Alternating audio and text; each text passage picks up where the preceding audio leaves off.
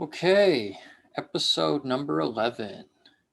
And it's always wonderful to record these and be live, unscripted, uninhibited to the best of my ability in a positive way, and really just sharing with people my authentic self, because that's really the whole point of this life, is to be true to who you are. And who are you is an amazing person, a magnificent person, and you are exactly who you need to be in order for the world to function, in order for reality and existence to function in the greatest way. You are the perfect person at the perfect time in the perfect way, being you to the best of your ability. And even for those that aren't necessarily doing their best, they actually are doing their best. They just are doing their best to their capability. And even if they think they could do better, there's a reason why they would be inhibiting themselves. And that's just a belief. And that's the beautiful thing about transitioning into the new paradigm. The only thing that's holding you back or causing friction or causing resistance is a belief, a negative perception, holding on to the old. And I'll share with you what's really going on for me right now is this positioning on the purpose of money. And what is its purpose? What is its function? What does it do? How do we use it? Why is it here? All from a spiritual perspective. And what are the activities that we're involving ourselves in monetarily that we're doing for the sake of money versus the sake of our passion? And it requires a great level of discernment to be really honest with yourself and know what's what. Because for some people, money is their spirituality. And it's not to say there's anything wrong with that. It's just, does that really align with you? Is that really what you want to be doing? And there's a transition period that I believe happens because I've been experiencing it myself, where sort of the old ways of doing it, generating money, are no longer making sense. And it's not that they really made sense before either. It just simply seemed like the only way to do it. And so making money for money's sake, making money so that I can survive, even though I'm doing things that I may not necessarily enjoy. Sure, you do your best to find a way to enjoy them, of course. But it seems that then there's this transitional period where you no longer have to take on those things. And it's not necessarily about winning the lottery or getting some inheritance or anything like that. It's just coming to your own recognition and your beliefs about how the world works. So if you believe that you have to be doing things to earn money that you don't enjoy, what beliefs are you hanging on to that inhibit that? Or if you're not enjoying the activities that you're doing, a starting point is to maybe look at, well, why are you not enjoying them? And then maybe you realize, well, none of that really resonates with me. None of that process, the people, they don't resonate with me. The relationships that are being built, I don't enjoy them. It's not fulfilling. And in my past, I believed that it didn't matter whether something was fulfilling or not. If you had to do it, you had to do it. And now, as time continues and I'm being really automatically uplifted into new perspectives of life, I realize that's really not the case, because it's all about your frequency. It's all about your vibrational alignment. So if the things you're doing to earn money are bringing you down, then you really want to look at, why are you doing them? And I'm not suggesting that you change anything about your life. I'm simply saying observe what you're doing. And is there a different approach you can take so that you are aligned with what you're doing, so that you are gaining fulfillment, so that you are gaining joy? And if you explore every angle and position on that and you still can't find it, then maybe it's time to make a change and a transition into a new paradigm of experiencing life. But you don't want to jump out too soon. It's something that I've learned in my life is these transitions, sometimes it becomes apparent that something may not be working for you. And so it becomes eager. I found myself eager to get out. I better get out of that situation because it's not working for me. And I wouldn't necessarily abide by that. In fact, in hindsight, I can see the reason why I even felt that way was another negative belief, because there's negative beliefs upon negative beliefs layered on one another. And so even when you make a positive discovery, there can still be more embedded negative beliefs. So if you're ever feeling an urgency to do something or rushed to do something, you can be sure there's a negative belief in there telling you what you ought to be doing. And the negative belief, that's its function, that's its structure. It's your job to look at it, disassemble it, and realize that what it's saying is simply not true. And that's a fact because that's what a negative belief is. It's not true. It's a false perception. It's like if my glasses were shadowed in darkness, I wouldn't be able to see clearly. That's what negative beliefs inherently do. And they're not doing it to us. That's just what it's designed to do. Right? Again, this simple analogy of your stove burner, it's designed to heat up the food on your stove. That's its function. You put a pan on it, you heat the food in the pan. If you put your hand on the hot stove burner, it's not the stove burner's fault that you put your hand on there. You decided to put your hand on there. And if you're just learning, maybe it was naivete why you did that, ignorance, but then you learn not to do it. So it's the same thing with a negative belief. You realize, okay, I've been running my life based on this false perception, which was been my own decision ultimately. But I'm realizing now I don't need to do that again because I've learned. So if you're still hanging on to something, then you want to look at the reasons why. What are the reasons why you've been hanging on to it?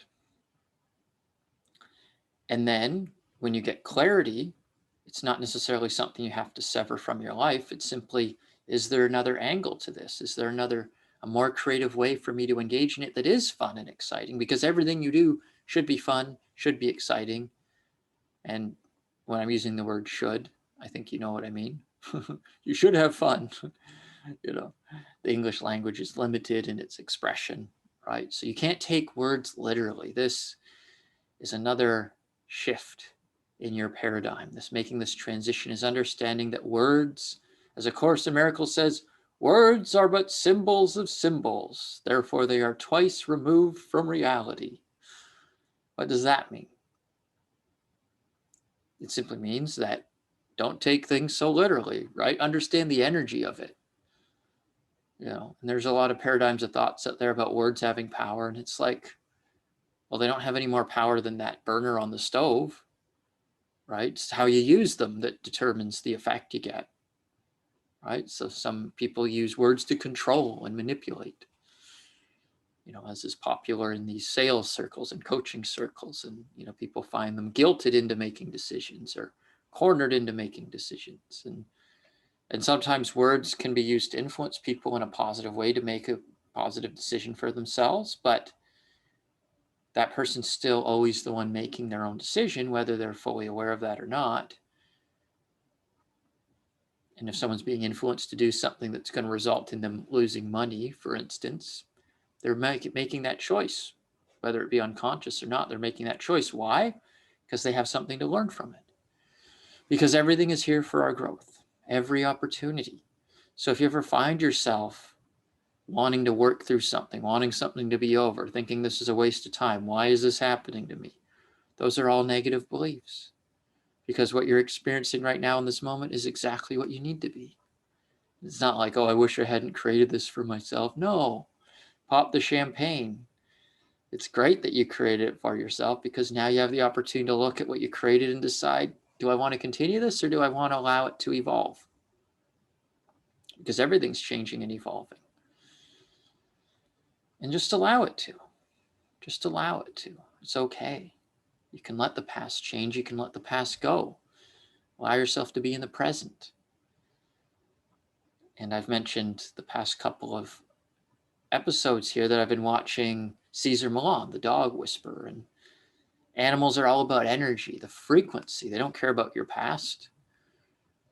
Your dog, when you come home, he doesn't care how your day was in terms of the past.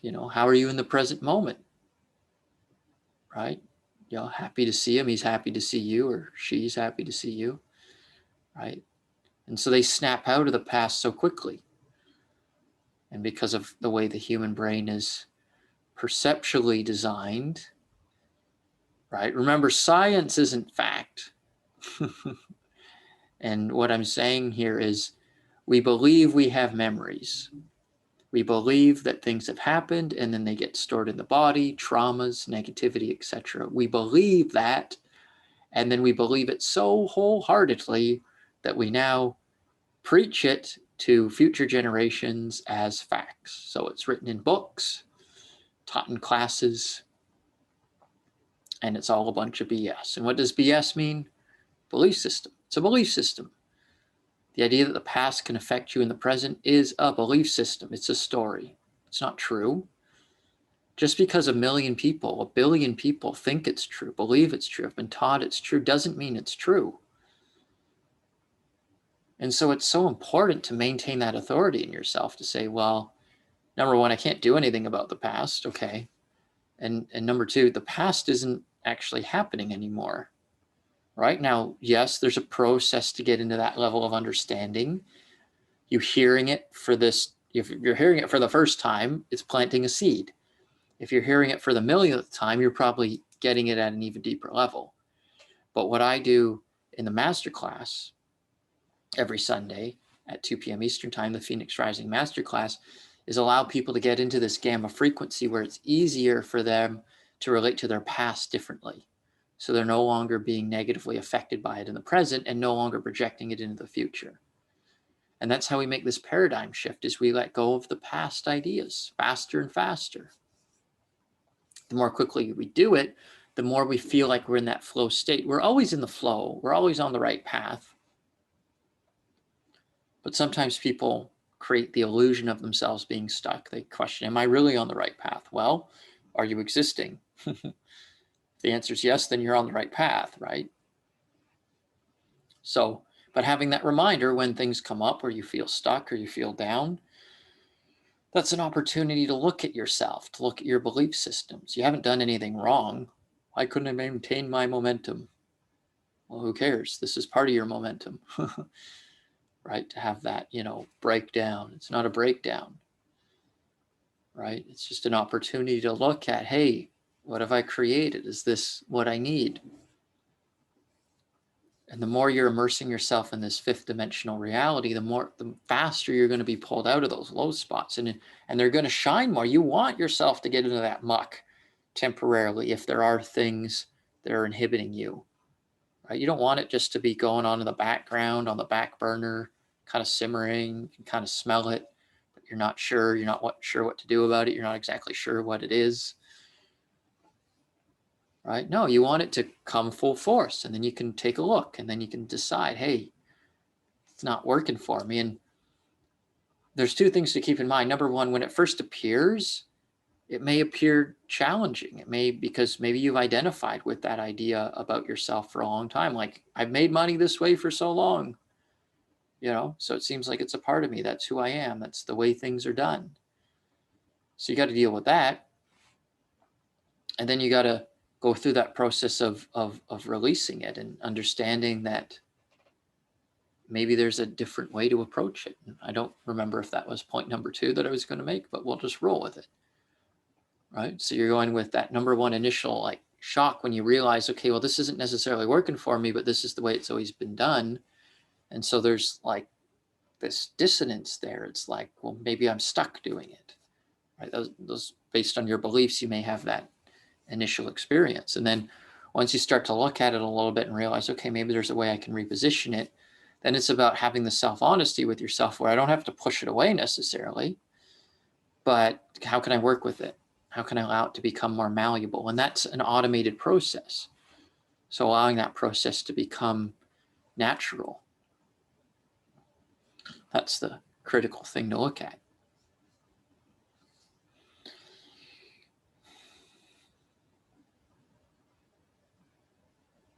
So just allow yourself to be present to being yourself, to being honest about what you're experiencing. Be honest about your belief systems. If you're making money right now in a way that you don't prefer, but you don't feel there's another way out, look at that. Come to the masterclass where you'll get to look at it from a broader perspective, shining the light of your consciousness upon it. And by the inch it's a cinch, by the yard it's hard, as I learned from one of my mentors in the past. What does that mean? Is just look at it a little chunk at a time, little bits and pieces, and it'll stop making sense. It'll slowly disintegrate over time, steadily, not even slowly. And eventually you may hit a point where it just collapses entirely. So I invite you to collapse your old paradigms, step into your new reality in the way that you know best. Join the masterclass every Sunday at 2 p.m. Eastern, where we deep dive into the arena of transformation and becoming your greatest self, because that's what allows this quantum accelerator to be pushed to the floor, albeit it doesn't have to be a race. It is a steady process, a natural process of evolution, and allowing change to take place as it needs to, not necessarily as you want it to, but as it needs to. I'll see you there. Thank you for watching.